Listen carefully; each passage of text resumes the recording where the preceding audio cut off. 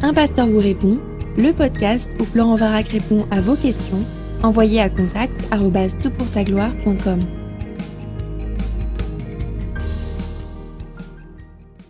La question est posée. Bonjour Florent, peux-tu expliquer le pourquoi des cauchemars? Dieu en est-il l'auteur ou bien Satan? Car je souffre depuis ma petite enfance de cauchemars, j'ai 52 ans. Actuellement, ils sont si violents que je pleure en dormant et me réveille en pleurant toujours. J'en viens à redouter de dormir, avec parfois des crises d'angoisse à l'idée de dormir. Merci de ton aide, que notre Dieu et Sauveur te bénisse dans ce ministère.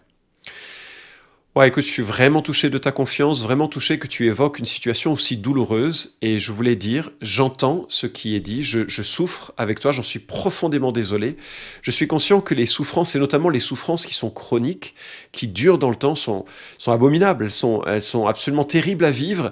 Et j'aimerais dire que...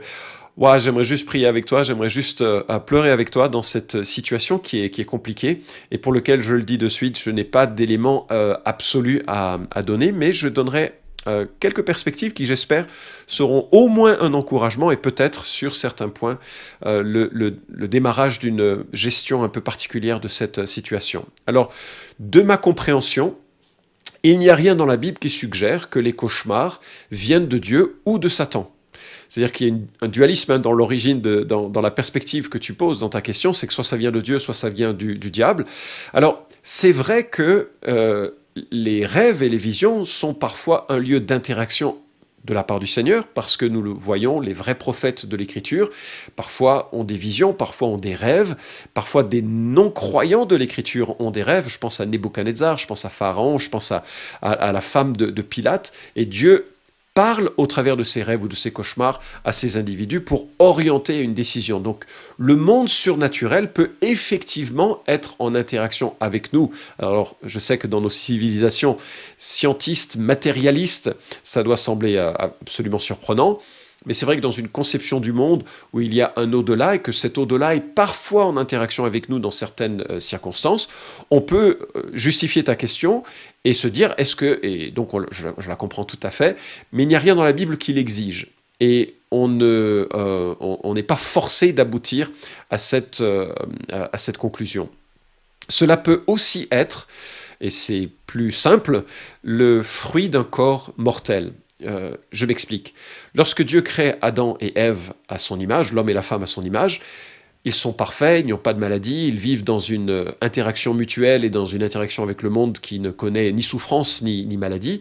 Et puis soudainement, ils prennent leur indépendance, ils mangent du fruit de l'arbre de la connaissance du bien et du mal, ils choisissent pour eux-mêmes ce qui est bien et ce qui est mal, ils deviennent mortels et l'ensemble de leur fonction humaine est dégradé. La maladie fait son surgissement, la mort fait son surgissement, et on peut tout à fait imaginer que, on doit se représenter que certaines fonctions sont affectées différemment chez les uns et chez les autres suite à cette chute et cette séparation entre Dieu et les hommes qui conduit à la mort. On peut donc totalement accepter que il y a des fonctions, comme la fonction du sommeil, qui soient altérées par la chute et par le péché, pas le tien, mais celui de notre humanité, par le fruit de cette séparation d'avec Dieu. Si certaines personnes luttent avec des maladies chroniques de leur organisme, certains vont lutter avec des maladies chroniques de leur pensée, de leur esprit. C'est difficile de le situer clairement, on parle de maladies psychiatriques parfois. Et donc on peut faire face à ce genre de choses en tant que chrétien, en tant que disciple de Jésus-Christ, et c'est pourquoi les cauchemars ne sont pas forcément le fruit d'une intention divine ou le fruit d'une intention démoniaque. Alors maintenant, que faire ? Bien, déjà, la manière dont tu formules la question me montre que tu es un disciple de Christ, parce que tu parles de sauveur, tu parles de ministère, pour moi en tout cas, et donc je me dis tu as une connexion personnelle avec Dieu et que tu fais probablement partie d'une église qui est attachée à l'écriture et qui veut fonctionner comme l'écriture le demande. Et moi, le premier conseil que je te donnerais, qui serait cette fois-ci un conseil évidemment pastoral, je ne suis pas médecin, je ne revendique aucune qualité pour pouvoir répondre à ta problématique, mais une proposition que je te ferais, c'est de demander aux anciens de pratiquer l'onction d'huile avec toi. Jacques chapitre 5, versets 13 à 16, nous dit, et je lis dans la version du Sommeur, « L'un de vous passe-t-il par la souffrance qu'il prie? Un autre est-il dans la joie qu'il chante des cantiques? L'un de vous est-il malade? Qu'il appelle les responsables de l'Église, qui prieront pour lui, après lui avoir fait une onction d'huile au nom du Seigneur. La prière faite avec foi sauvera le malade, et le Seigneur le relèvera. S'il a commis quelque péché, il lui sera pardonné.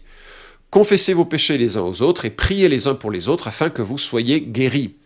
Quand un juste prie, sa prière a une grande efficacité.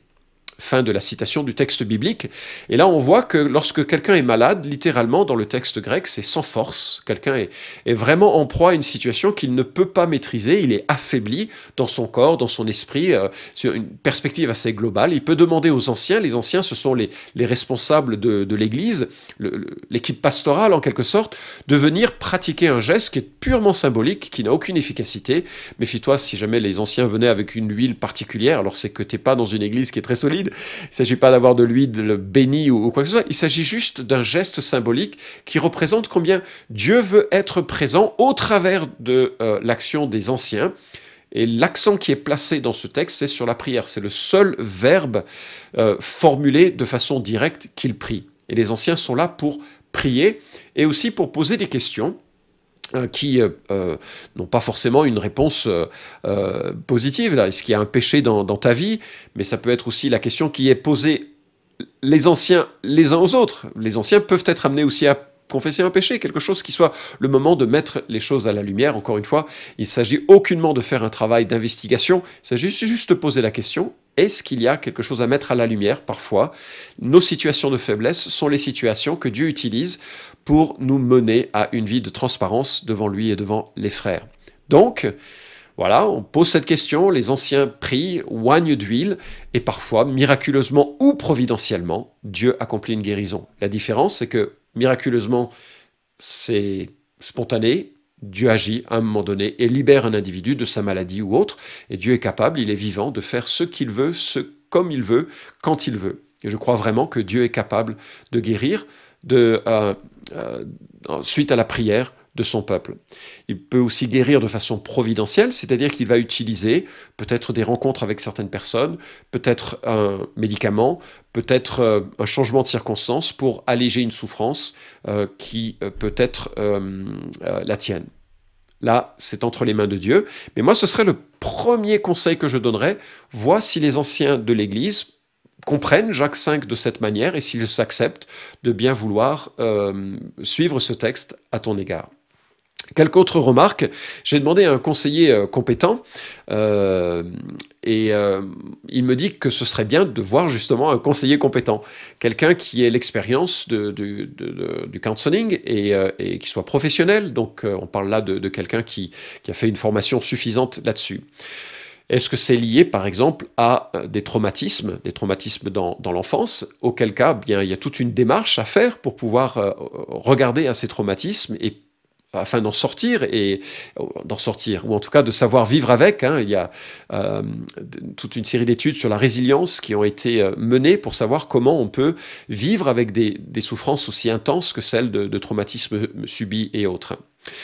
J'ai demandé à un ami psychanalyste comment il définirait les cauchemars. Il m'a envoyé cette définition de Martin Ménès. La fonction du cauchemar consiste à faire regarder de près l'objet irreprésentable de l'angoisse. Fin de citation.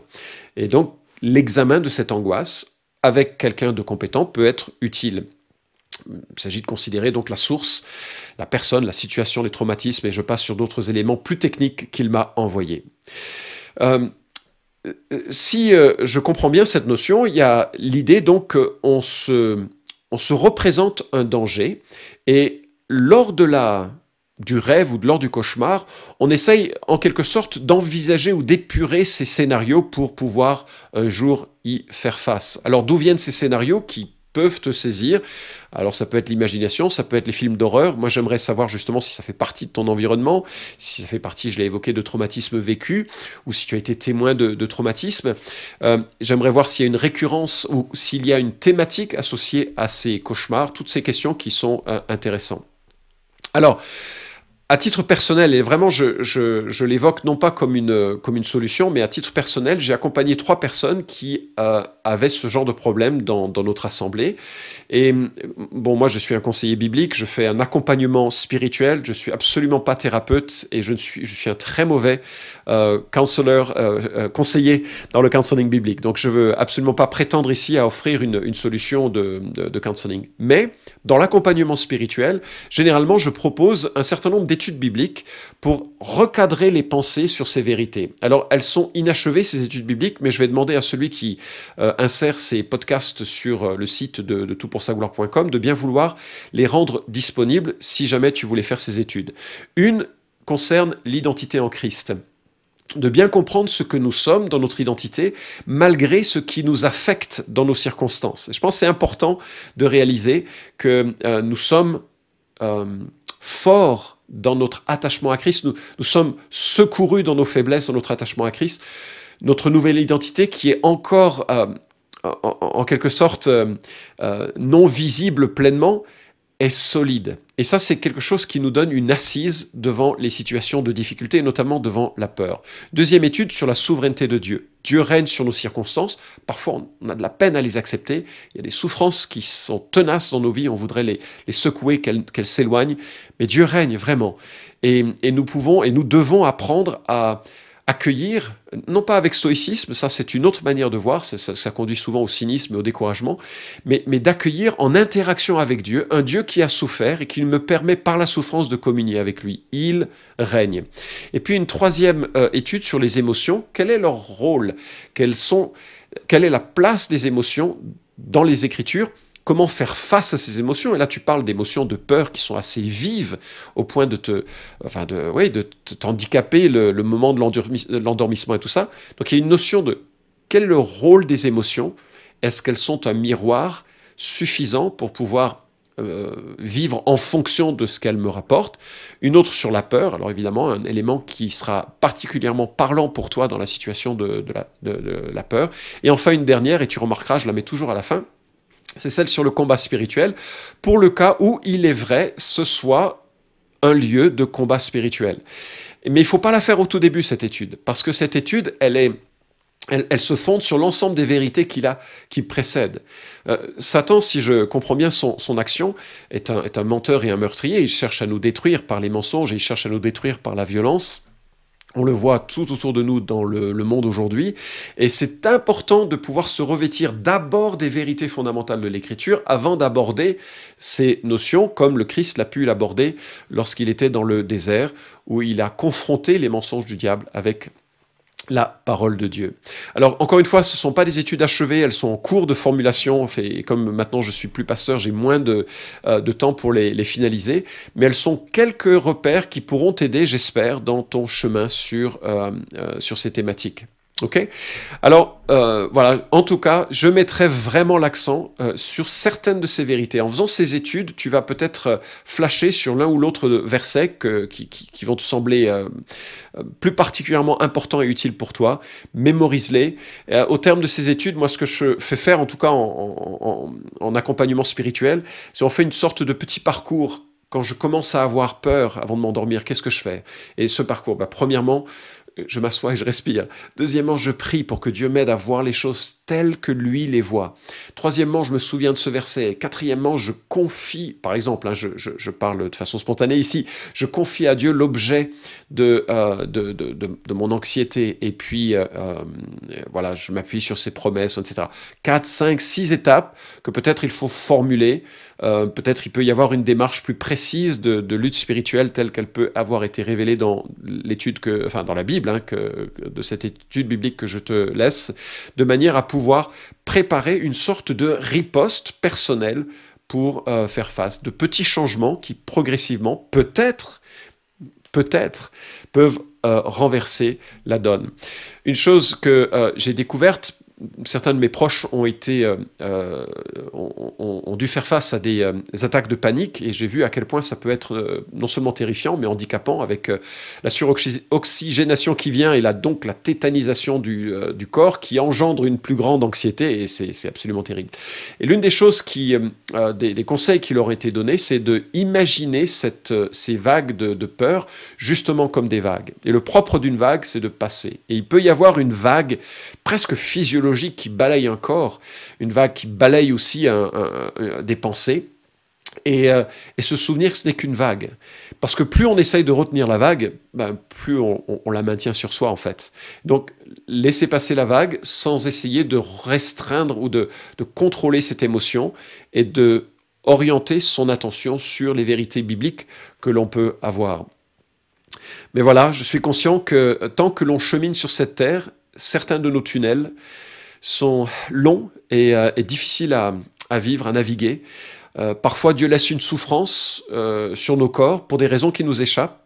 Et là, il y a une notion de dépendance que nous devons concéder. Je dépends de lui au milieu de cette difficulté. Je dois comprendre aussi que sa grâce suffit, comme Paul l'évoque en 2 Corinthiens, face à une souffrance qui lui était particulièrement difficile et comme une écharde dans sa chair que Satan lui avait mise. Et 3 fois, il demande à Dieu de l'enlever. 3 fois, Dieu lui dit « Ma grâce te suffit, car ma puissance s'accomplit dans la faiblesse. » Et découvrir enfin une communion avec un Dieu qui a souffert. Donc Dieu ne nous regarde pas dans nos souffrances de loin en disant « Bon courage ».